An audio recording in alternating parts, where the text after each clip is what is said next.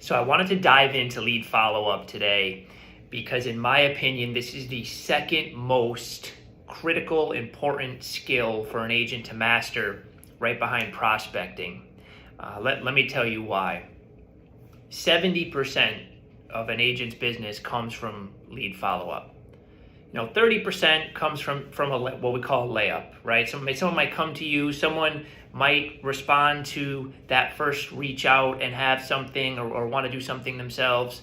But 70% of the time, the business comes from lead follow-up.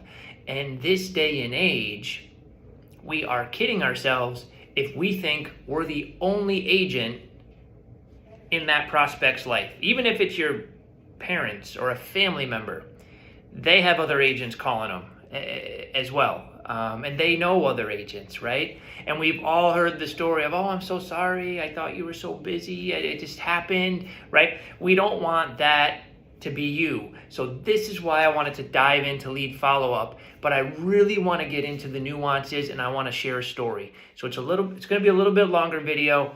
At the same time, it's going to be super beneficial for those of you that want to take some notes and think about how you can apply this to your business or get better at it, right? So first off, I can get better at this. Every agent can get better at this. So if you think you've got it all figured out, you probably don't.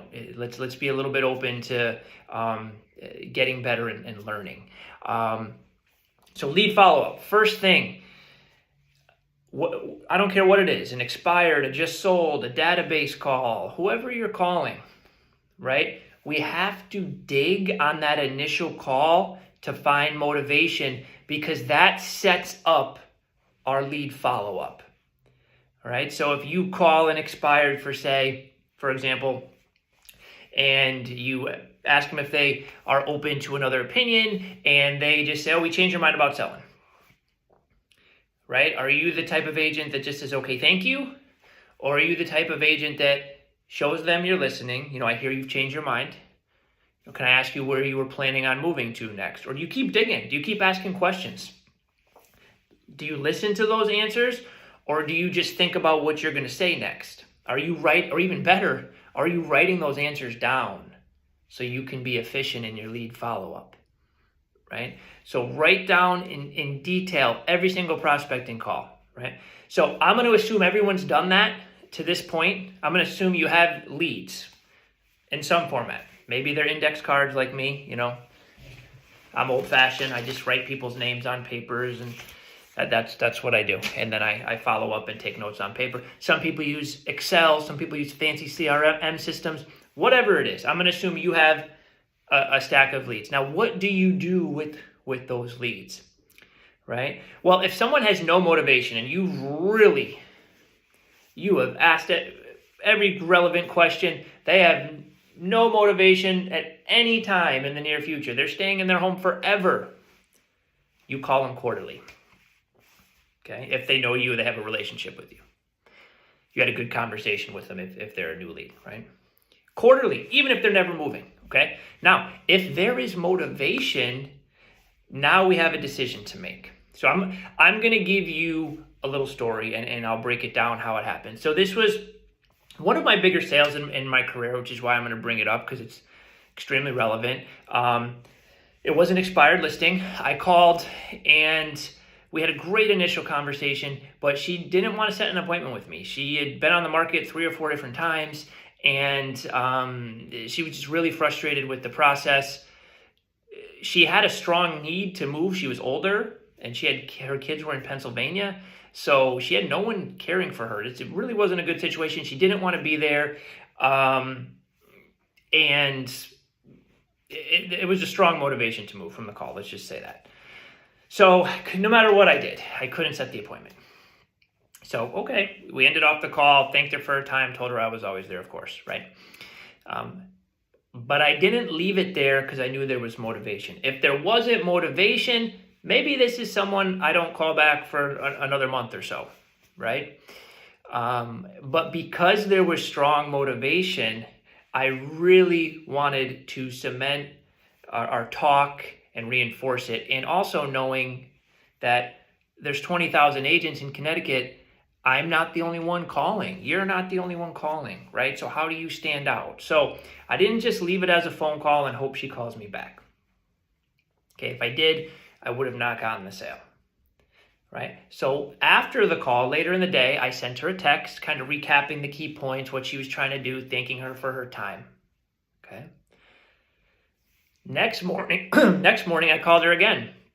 She didn't pick up, right? So, okay. I sent her an email a little bit later in the day. Just recapping, want to make sure you got the text, thank you again.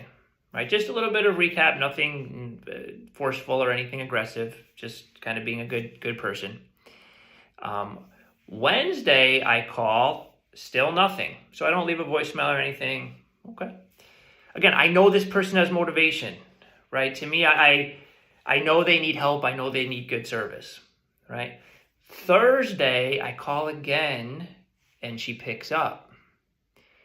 She says she's completely overwhelmed with the process. She's not selling. She's changed her mind. Okay, fair enough. This happens. I know this is a lot for you. You've been on the market for a while, etc. Show them you're listening, always in the lead follow-up. So this is 4 days in a row at this point, and she's clearly overwhelmed.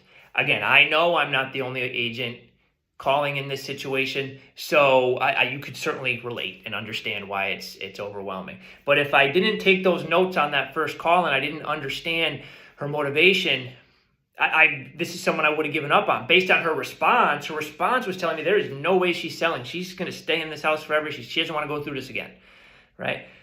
But I knew different from that first call. I also knew now wasn't the time, right? And she needed some space from everything that's going on. So I let it rest for 2 days. Gave a little space. The third day after that call, I sent her a text message again. Just wanted to update her on the market, right? Let her know how many homes had sold in town in the past week. So I'm not asking for anything. I'm just trying to share value, okay? The day after, I called again.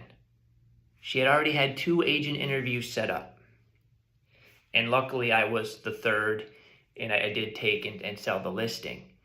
The point of the story is, if you do not have a strategic lead follow-up plan, you are leaving a lot of business on the table. When someone is motivated to sell, the things they tell us are not always reality, right? It might be their reality in that moment, right? And they may be truthful in that moment. But if we can really take the time to ask questions and understand their situation, we know we have to follow up, right? We know we have to. But that tells us how to follow up and in what way.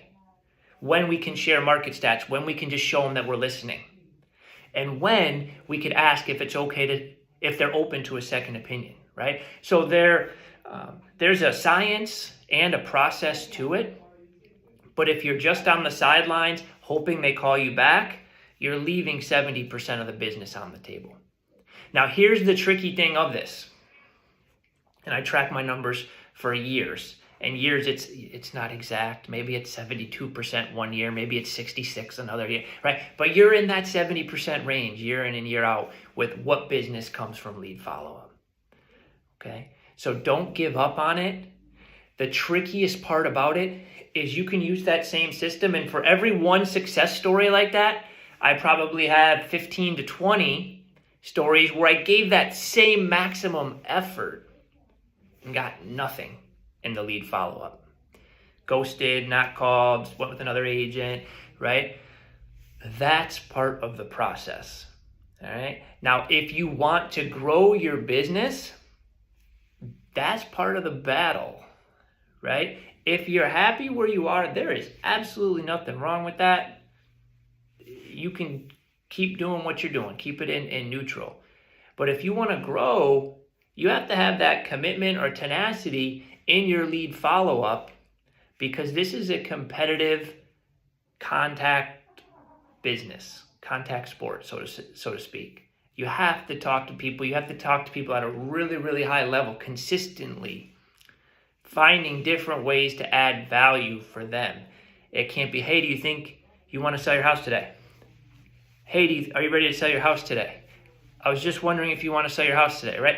It has to be value. It always has to be about them. So some key takeaways. Have a plan. Ask a lot of questions in the beginning to learn the motivation. And don't be afraid to be super consistent in those early days, because a lot of it is timing. You got to time them when they're ready. And you want to be the agent that's there to help when they are ready. Okay? Take a look at your lead follow-up system. If there's anything I do to help, I'm always here.